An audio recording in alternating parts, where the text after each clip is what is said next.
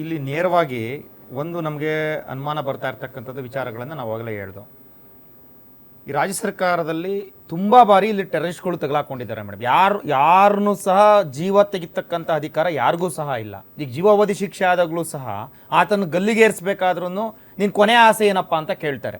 ಅಂತ ಒಂದು ಪರಿಸ್ಥಿತಿ ನಮ್ಮ ನ್ಯಾಯಾಂಗ ವ್ಯವಸ್ಥೆನಲ್ಲಿ ಇದೆ. ಸೊ ಆ ಕೊನೆ ಆಸೆ ಆತನನ್ನ ಗಲ್ಲಿಗೇರಿಸಬೇಕಾದ್ರೂ ಸಹ ರಾಷ್ಟ್ರಪತಿಗಳ ಹತ್ರ ತೆಗೆದುಕೊಂಡಾಗ ಮೇಲ್ಮನವಿ ಸಲ್ಲಿಸಿ ಅದನ್ನ ವಜಾ ಮಾಡ್ಕೊಂಡ್ ಬಂದಿರತಕ್ಕಂಥ ಘಟನೆಗಳು ಎಷ್ಟೋ ತುಂಬಾ ಇದಾವೆ.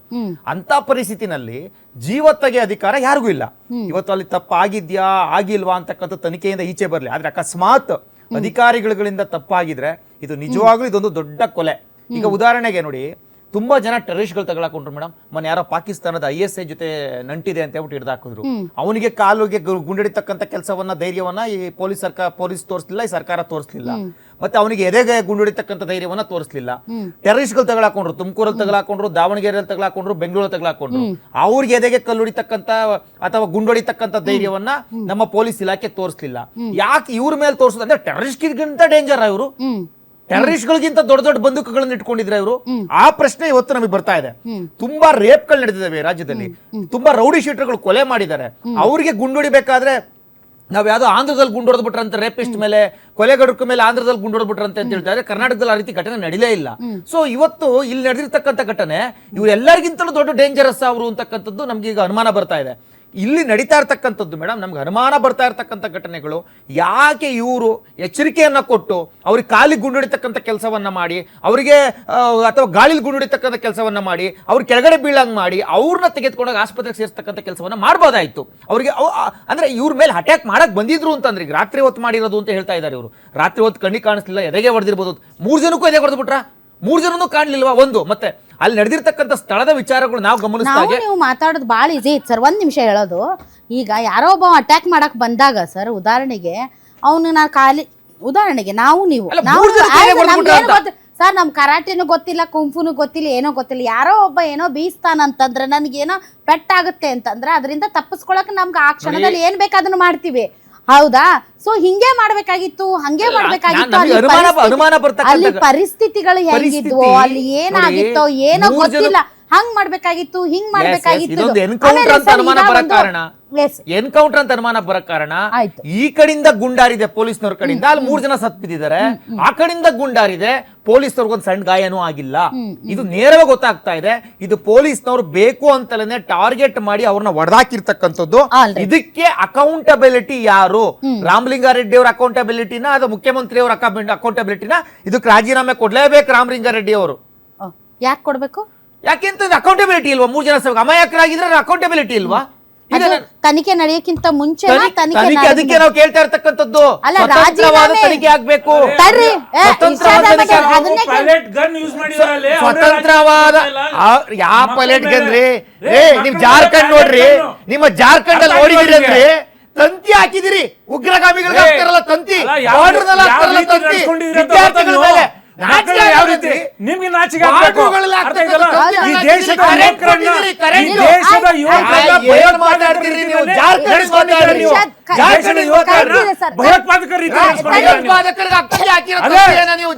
ನಕ್ಸಲೈಟ್ಸ್ ಅಂತೀರಿ, ಇಲ್ಲ ಒಂದ್ ನಿಮಿಷ. ದಿಲೀಪ್ ಅವ್ರು ಹೇಳೋದು ಕರೆಕ್ಟ್ ಆಗಿದೆ. ರಾಮಲಿಂಗಾರೆಡ್ಡಿ ಅವರು ಇವತ್ತು ಅವರ ಆತ್ಮರಕ್ಷಣೆಗಾಗಿ ಏನು ಗುಂಡು ಹಾರಿಸಿದ್ದಾರೆ, ಇದರಿಂದ 3 ಅವ್ರ ಅಮಾಯಕರ ಜೀವಿಸುವ ಹಕ್ಕನ್ನ, ರೈಟ್ ಟು ಲೀವ್ ತಗೊಂಡಿದ್ರೆ ಅವ್ರು ರಾಜೀನಾಮೆ ಕೊಡ್ಬೇಕು. ಕರೆಕ್ಟ್.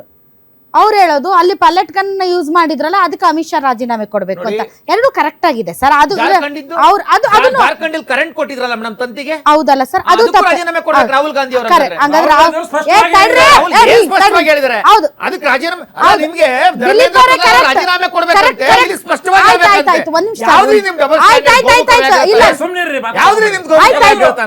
ನನಗ್ ಬಿಡ್ರಿ. Correct sir.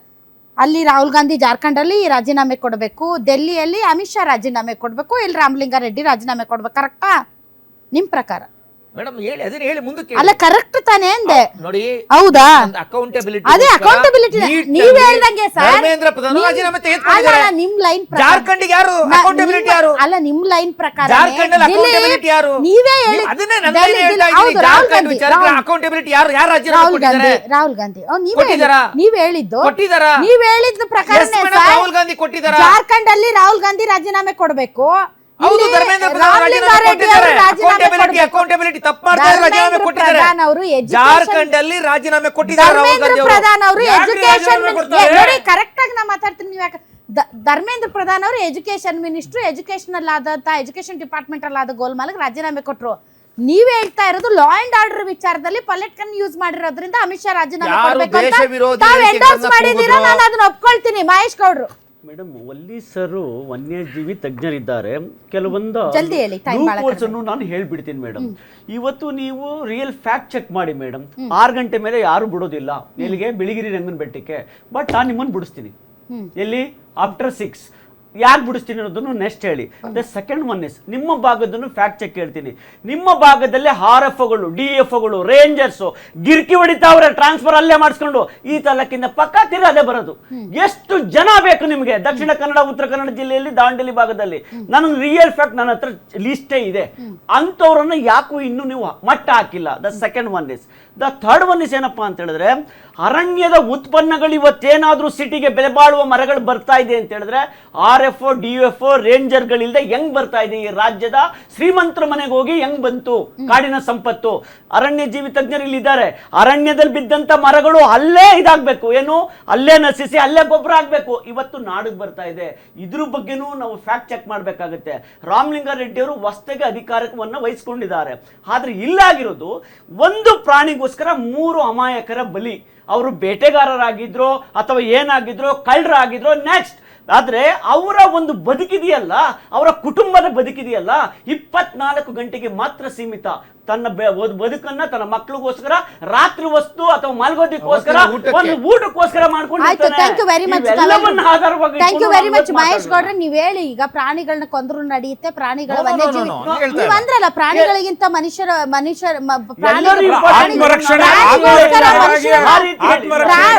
ಪ್ರಾಣಿಗೋಸ್ಕರ 3 ಜನರನ್ನ ಅಂತ ಅಂದ್ರಲ್ಲ.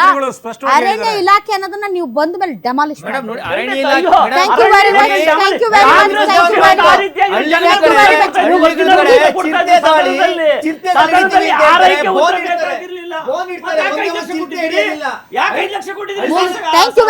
ಮಾನವೀಯತೆ ಆಧಾರದ ಮೇಲೆ ಕೊಟ್ಟಿದ್ದೀವಿ ಸ್ವಾಮಿ.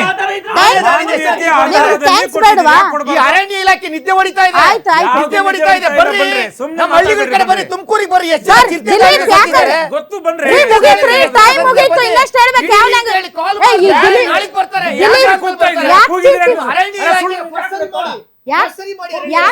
ಏನಾಯ್ತು ಅಲ್ಲ, ಏನಾಯ್ತು? ನಾ ಮುಗಿಸ್ಬೇಕು ಇಲ್ಲ ನಿಮ್ದೆ ಕೇಳ್ತಿರ್ಬೇಕು.